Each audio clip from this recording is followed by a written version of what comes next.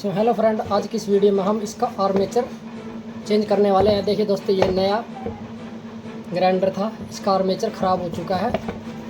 अभी 2-3 महीने हुए हैं और मैं नया आर्मेचर लेके आया हूँ और 801 इसका मॉडल है।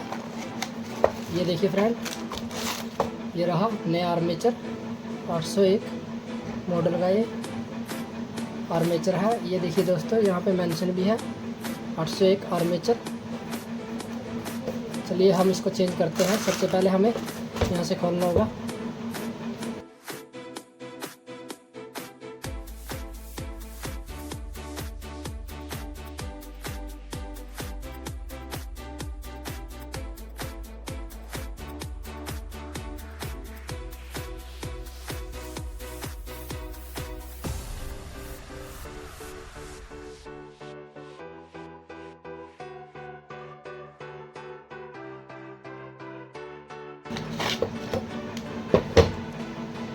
तो ये देखिए फ्रेंड्स,